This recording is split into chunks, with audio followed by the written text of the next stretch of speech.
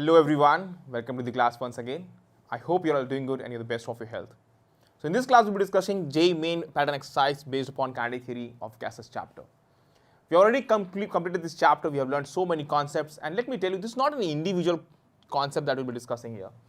The things can come that we have learned already in the previous chapters on thermodynamics and thermal properties of matter. Question can be also framed and can be kept up in this kinetic theory of gases.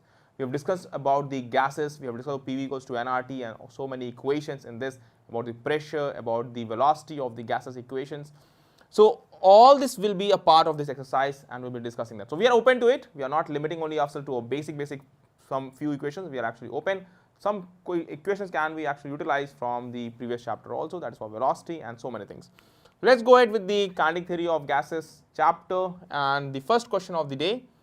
A vessel contains a mixture of 1 mole of oxygen and 2 moles of nitrogen at 300 Kelvin. So it's 1 mole of oxygen and 2 moles of nitrogen at 300 Kelvin. The ratio of the average rotational kinetic energy per oxygen molecule to per nitrogen molecule. See, and it says that it's A 1:1, B 1:2, C 2:1, D depends on the moment of inertia of the two molecules. You must be thinking the rotational kinetic energy, how to use it.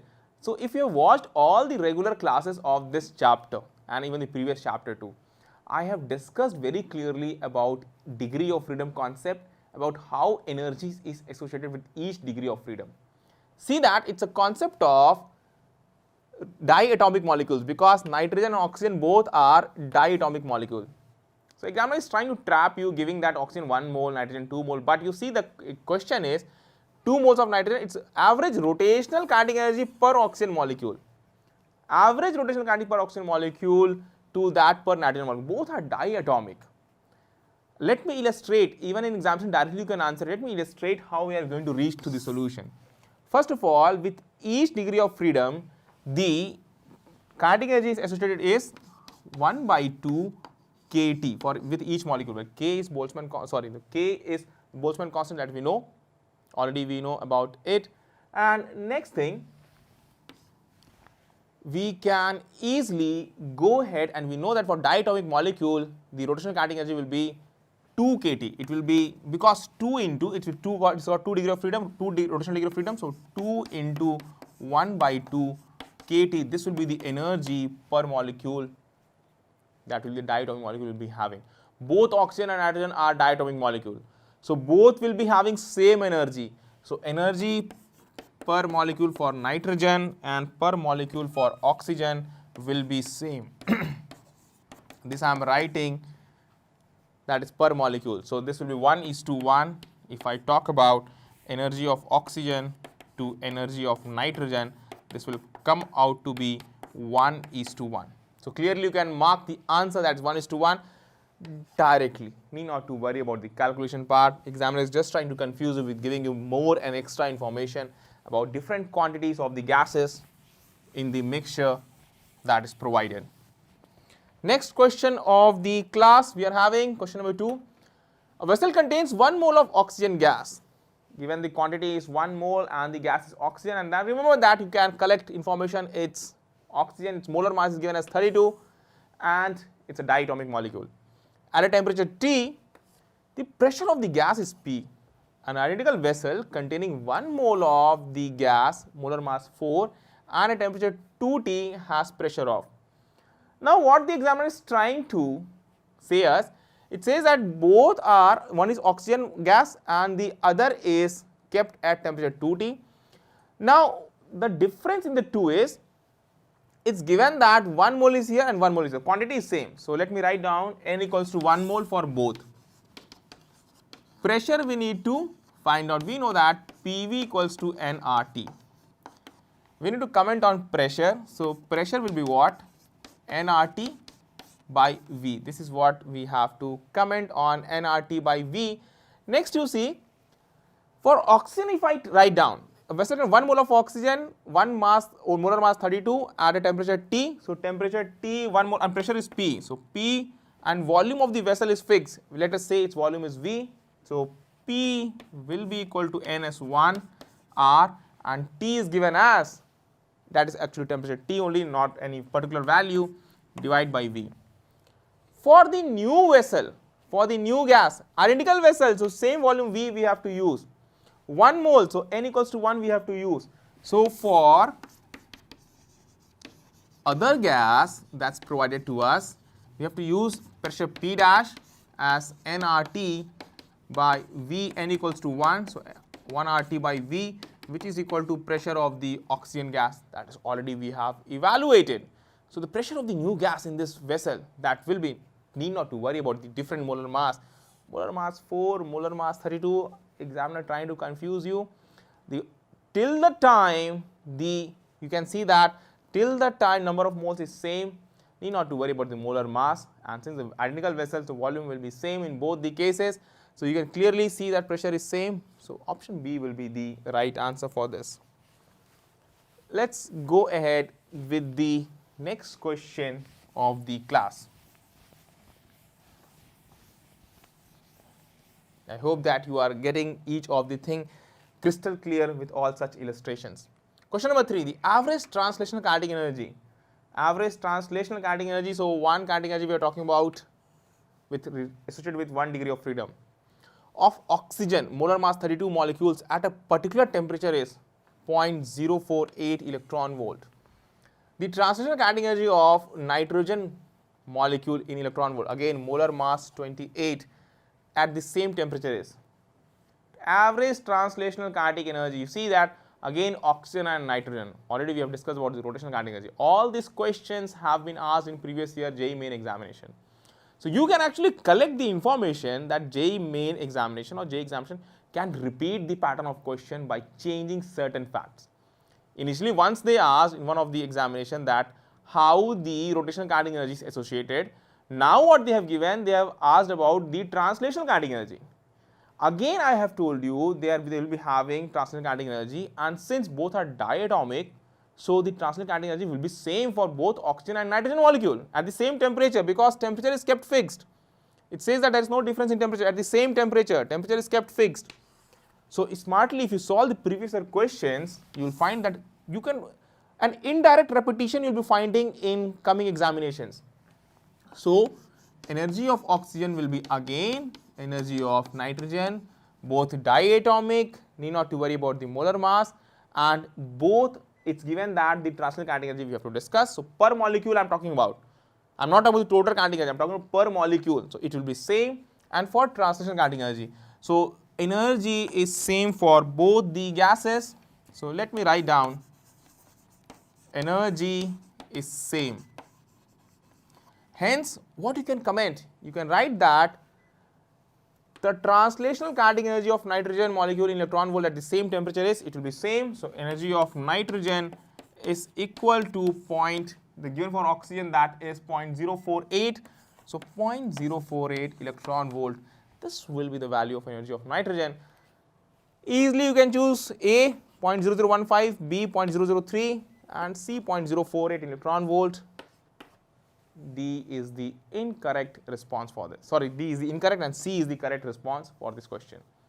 So I believe that now you've understood about the concept of degree of freedom, the energy associated with it. As I have told you, it's half kT. I have not written the same thing in this question, but I believe that you have got to know how to use it.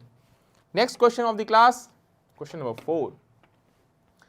The average translational energy and the RMS speed of molecules in a sample of oxygen gas at 300 Kelvin are 6.21, 10.21 minus 21 joule and 484 meter per second respectively. The corresponding values at 600 Kelvin are nearly, assuming ideal gas behavior.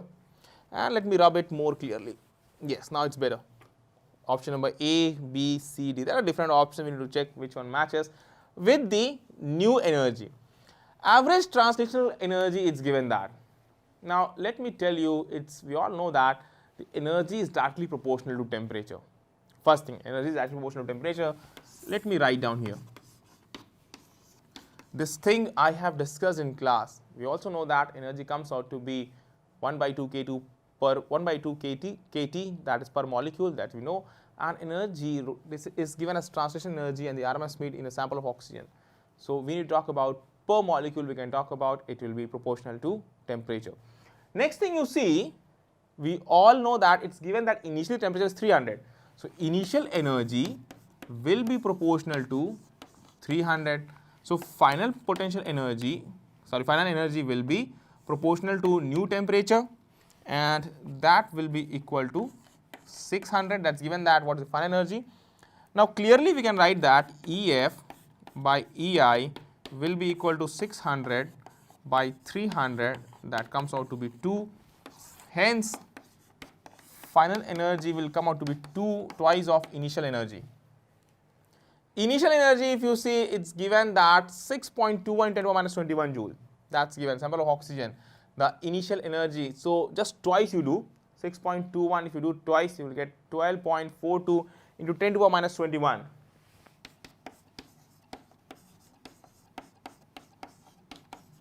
When we multiply with the energy, that is 6.21 into 10 to the minus 21, you will be getting this. So 12.42 10 to the minus 21, one option here and one option here. So two options can be eliminated, B and C. We need to check only between A and D.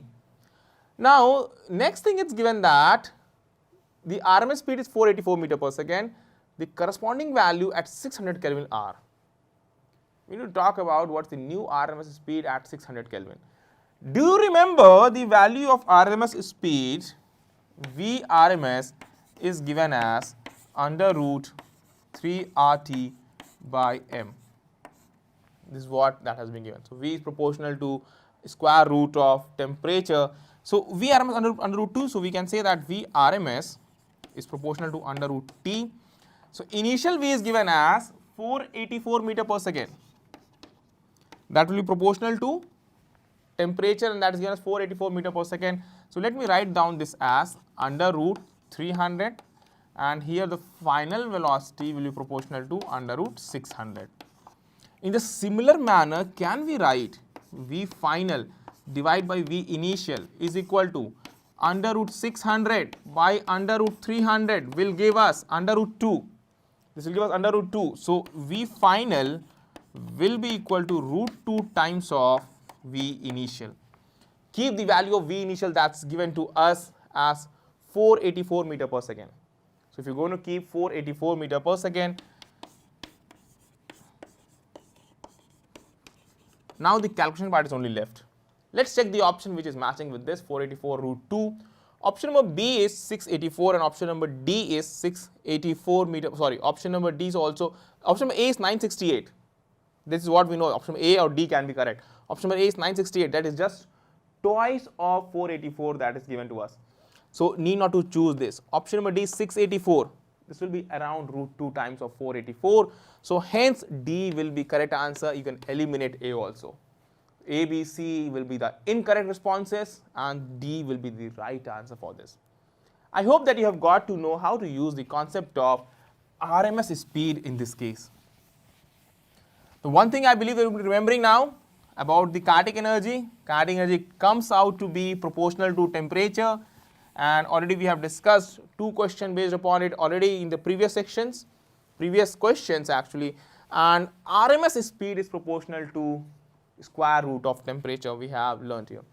Wonderful questions we are discussing here, so that all the related things that we have already learned in the class, that is we are including here and we are discussing in this session. Let's go to the question number 5. The temperature of an ideal gas is increased from 120 Kelvin to 480 Kelvin. First relevant information. If at 120 Kelvin, the root mean square velocity of gas molecule is V. At 120 Kelvin, given that root mean square speed is V, at 480 Kelvin it becomes. Again, we are relating the value of root mean square. So again, what you are finding, all these questions have come in the previous year JEE Main examination. That means the pattern of the question is same, the statements are changed, the way examiner is actually seeking the answer from you only is changed. He is asking the same kind of thing but in a different way. So indirect questions can be asked based upon the thing that already have been asked. So temperature of ideal gas is increased from 120 to 480 Kelvin. If at 120 Kelvin the root mean square velocity of gas molecule is V, at 480 Kelvin it becomes. You see here, just now we did Vrms is proportional to under root T. So we can write V final by V initial will be equal to under root temperature final divided by under root T initial. So V final will come out to be V initial under root temperature final divided by temperature initial. That's it. Now next thing you see, V final is equal to V initial. V initial, if you see, that's given as V. The root mean square of the velocity of gas molecule is V at 120 Kelvin. That is at 120 Kelvin, it's given as V, and temperature final if you keep as 480, and temperature initial is given as Ti. That is what we can use, that as 120. This will come out to be twice of V. This will go 4 times, under root 4 will give you 2. So that will be 2V. So let me go ahead and mark the answer, check the answer. A 4V, no. B 2V, yes. Right response. Rest C and D, V by 2, V by 4 can be eliminated. So what I'm going to do, I am going to tell you that this is how the way we are going to approach, and the option B is the right answer for this. I hope that you have understood, and from here onwards, I'll be taking care in the next session. So I wish that you have understood this question number 5th, and let's go with the next question, that is question number 6th. 3 closed vessels A, B and C at the same temperature T and contain gases which obey the Maxwellian distribution of velocities. Vessel A contain only oxygen, B only nitrogen, and C a mixture of equal quantities of oxygen and nitrogen. If the average speed of the oxygen molecules in vessel A is V1, that of the nitrogen molecule in vessel B is V2, the average speed of the oxygen molecule in vessel C is, it's given A V1 plus V2 by 2, B V1, C V1 V2 power 1 by 2, and D under root 3 kT by m. Now here let me tell you, if you see all the kind of molecules that has been kept here, oxygen is diatomic, B only, nitrogen that's also diatomic, and C you see a mixture of oxygen and nitrogen, both diatomic molecules are mixed. In this case, first of all, let me tell you the average speed is asked. Let me tell you, I have given you the value of average speed, and average speed is given as V average, that is under root 8 RT by pi m. This is the value of average speed. Now here it doesn't matter what kind of gases, R will be constant, 8 by pi is constant, only it is proportional to under root of T.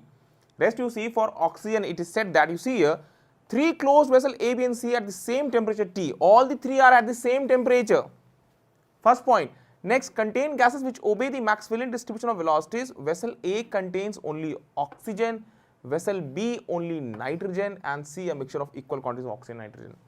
If the average speed of oxygen molecule in vessel A is V1, here you see average speed of the oxygen molecule, it's V1, that of the nitrogen molecule in vessel B is V2, the average speed of the oxygen molecule in vessel C. First of all, the examiner is trying to confuse you by giving you so many data, since it's oxygen molecule in vessel A and oxygen molecule in vessel C, and the temperature is same for all the 3. It doesn't matter whether you're changing the values, changing the amount, it doesn't matter, the average speed will remain the same because oxygen molecular mass will not change, that will remain the same. So in vessel A, if it was V1, in vessel C also it will be V1. It will be same, it will not going to change. So hence the answer that we're going to pick up, first option will be incorrect, only the second option, B option will be correct, it will be same, it will not be different. Here what the examiner is trying to actually confuse us, because oxygen and nitrogen when you mix that, you are thinking that what to use the molecular mass, and then what to use molecular mass, because it is not as the combined, the only if randomly you pick any molecule, what average velocity that molecule will possess. It has been asked what is the average velocity of the oxygen. Its molecular mass will still be same, and that is 32, it will remain the same, it will not change. Hence it will be the average velocity which is initially in the vessel A, and that is V1. So let's go ahead with the next question. It will remain same, that is what we have learnt, it will not change. If it is asked, if randomly you pick any molecule, what will be its average velocity, then the answer would be somewhat different. We need to find out what is the molecular mass of the next container C. That is what we need to do in the different case. Let's go with the question number 7. If 1 mole of a monatomic gas, gamma equals to 5 by 3, is mixed with 1 mole of a diatomic gas, gamma equals to 7 by 5, the value of gamma for the mixture is. That is, we need to find out the adiabatic constant for the mixture. Given that adiabatic constant of monatomic gas is 5 by 3 and adiabatic constant for a diatomic gas is 7 by 5. So first of all, let me tell you, here we need to find out the adiabatic constant for the mixture. What is adiabatic constant? We all know that adiabatic constant gamma is ratio of Cp by Cv, and for monatomic gas the value of Cv is, the value of Cv will come out to be, for monatomic gas, that is 3 by 2R, and for diatomic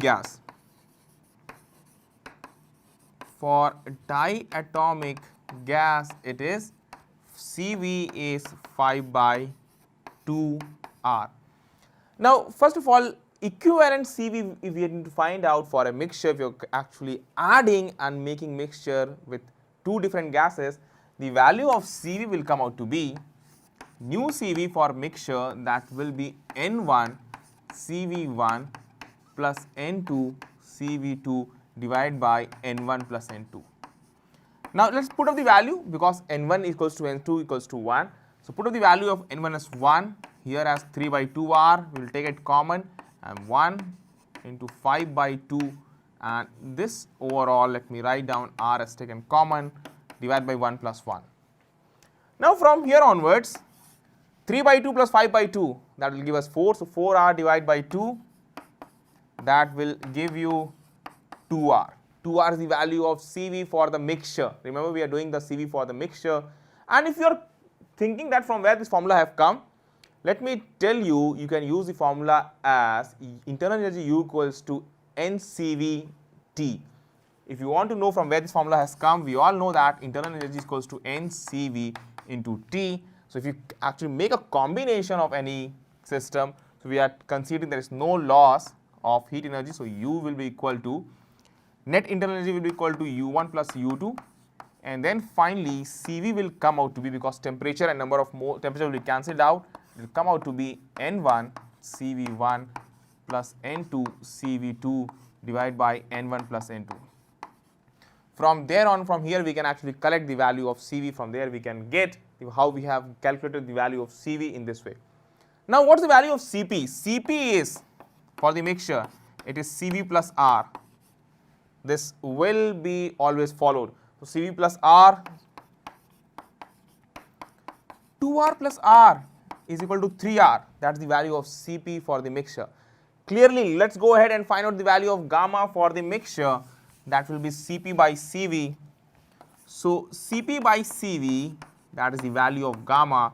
So, 3R by 2R will give us 1.5. 3R by 2R will give us 1.5. This is the value of adiabatic constant of the mixture. Let us go ahead and check the answer. Option number A, 1.40, no. Option number B, 1.5, this is the right answer, and C, 1.53, no, and D, 3.07, that's not the right answer. Right answer will be 1.50 for this question. Hope that you have understood in this question how to find out the value of Cv for a mixture and the adiabatic constant of a mixture when a monatomic gas is mixed with a diatomic gas. And you can remember this result. If 1 mole and 1 mole are mixed, you can remember this result. A monatomic gas and a diatomic gas, the value of gamma will come out to be 1.5. You can remember this standard result. 8th, at room temperature, the RMS speed of molecules of a certain diatomic gas is found to be 1930 meter per second. The diatomic gas, its RMS speed is given. The gas is A, hydrogen, B, fluorine, C, oxygen, D, chlorine. Now, how to comment? It's given that we are provided with the RMS speed. We all know the formula for Vrms, that is equal to under root 3 RT by M. Given that Vrms is 1930 meter per second is equal to 3, the value of R is 8.314 with standard unit joule per mole per Kelvin multiplied with temperature. The temperature that is given, that is at a certain diatomic gas found to be 1930 and at room temperature. So, we need to consider room temperature as 27 degrees Celsius. So, we are going to put 300 Kelvin. So, let me put here 300 Kelvin divided by molecular mass. Now, here the answer will get in kg. So, let me multiply this as 10 to power minus 3. From here, using this equation, only calculation part is left. Quite complicated calculation is here. Let me tell you the molecular mass you will be obtaining a nearby value that will be 2 gram per mole. 2 gram per mole you got the value of molecular weight of the gas which is taken. So 2 gram per mole, you all know that which gas has the molecular mass of 2, that is hydrogen. So correct answer will be hydrogen. So option number A will be the right answer, not fluorine, not oxygen, not chlorine. Need not to worry about the diatomic gas that has been provided in the question, because the formula for VRMS, that is the same for monatomic or diatomic, that is under root 3 RT by M. That's the formula we need to use. Let's go ahead with the next question of the class. Question number 9. Two monatomic ideal gases at temperature T1 and T2 are mixed. You have taken two monatomic ideal gases. T1 and T2 are the temperature. There is no loss of energy. No loss of energy if number of their moles are N1 and N2.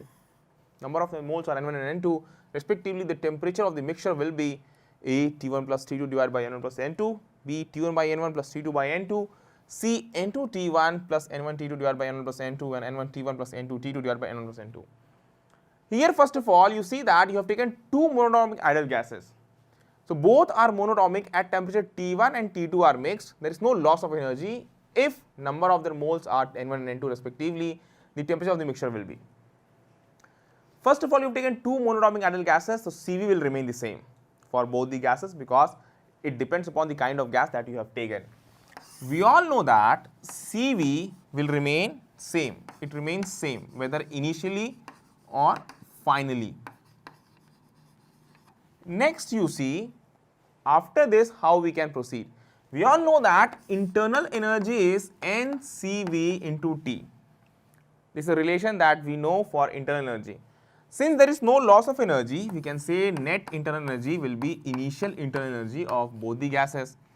Now here you see the final value of internal energy will be NCV into T, and here for initial value of internal energy of the first gas, that's given that it is at temperature T1 and its mole is two monatomic ideal gas at temperature T1 and T2 are mixed. There is no loss of energy if number of moles are N1 and N2. So here you have to put N1 CV T1 and here you put N2 CV T2. Because CV is same, we can cancel out. Finally, the result, the temperature, the final temperature of the mixture will come out to be N1 T1 plus N2 T2 divided by N. Now what will be the value of N? N is the total number of moles and that will be equal to N1 plus N2. Supply here. N1 T1 plus N2 T2 divided by N1 plus N2. This is the value of the final temperature. N1 T1 plus N2 T2. Hence this will be the value of the final temperature. So what you do, take note till here and let me start with the options. Take note till here. So I believe that you have understood the equivalent temperature is this N1 T1 plus N2 T2 divided by N1 plus N2. So clearly let's check the option. A option T1 plus T2 divided by N1 plus N2. No. B T1 by N1 plus T2 by N2. No. C N2 T1 plus N1 T2. No. Because it's N1 T1. And D N1 T1 plus N2 T2 divided by N1 plus N2. Yes. This is the option we have obtained. Hope that you have learned that how to find out the equivalent temperature when same kind of gases are mixed together. And remember, we have used the concept of this internal energy, that is NCVT, and that is we also use the same thing in the previous example also. Question number 10. Change in internal energy of an ideal gas is given by delta U is equal to NCV delta T. And this is what we have learned in the last three questions also. This is applicable for CV is molar heat capacity at constant volume. Isochloric process only, B all processes, a process where delta T is positive, all the processes except isothermal process. First of all, try to understand. Isochloric process means there is no change in volume, means there will be no work done, that means there will be only change in internal energy. But it will be applicable. This will be applicable, delta U equals to NCV delta T, that will be applicable. This is not an option. All processes, Before doing all processes, let's check option number C and D. A process where delta T is positive. If delta T is negative, internal energy will decrease. That is still applicable. So it doesn't matter whether delta T is positive or negative, it will be applicable. So this is also incorrect. All the processes except isothermal process. Isothermal process, it means temperature remains constant, delta T is 0, so delta U will be 0, again it is applicable. So this will be incorrect because even in isothermal process also it's applicable. Now therefore it means that whatever kind of the process may be, isothermal, adiabatic, whatever process you may take, this will be always applicable. Hence it is applicable for all processes. Hope that you have got to know that delta U equals to NCV delta T, and I have also not told in our regular class that there is any exception to apply this formula. So you can directly choose the option because examiner may try to understand your deeper level of your concept, how much you have acquired while you are learning. Hope that each time when you see the class you are able to analyze how many things that you can relate. Now when you practice question, when you see examples, you try to understand that each concept can be used in varied ways. And you come to know that yes, even this is also a way to express the things in a different way, and you can apply those things in different questions. So this is all the first 10 questions we have got in this exercise. I'll meet you all with some good concepts and some good discussion in the next class. Till the time, wishing you all the very best, and thank you everyone.